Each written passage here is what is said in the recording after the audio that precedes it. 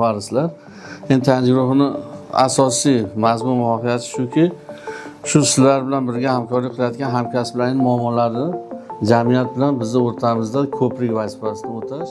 Mamlakatimizda 2026-yilni mahallani rivojlantirish va jamiyatni yuksaltirish yili deb e'lon qilinishi munosabati bilan mazkur yil doirasida hududiy birlashma raisi tomonidan hududdagi tuman shaharlarda kamida bir martadan tizim xodimlari hamda aholi vakillari bilan ochiq uchrashuvlar o'tkazish belgilanib, hududiy birlashmaning joriy yil asosiy faoliyat yo'nalishlari rejasiga kiritilgan.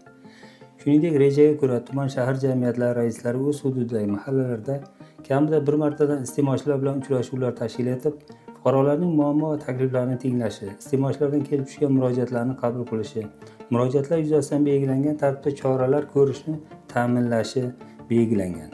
Shu nuqtai nazardan bugun hududiy birlashma raisi Ahrojon Rahmonaliyev Toshloq tumanida bo'lib, iste'molchilar huquqlarini himoya qilish jamiyati mutaxassislari, jamiyatning faol tayanch guruhlari rahbarlari bilan ochiq muloqot o'tkazdi.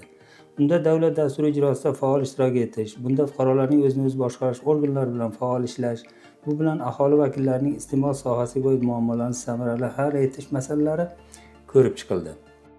Shu kuni hududiy birlashma raisi O'zbekiston mahallalar uyushmasi Toshloq tuman bo'limi rahbari Vahobjon Sodiqov bilan ham mahallani rivojlantirish va jamiyatni yuksaltirish yil doirasida tizim tashkilotlar o'rtasida yaqindan ijtimoiy sheriklik hamda hamkorlik olib borish masalalarini muhokama qildi.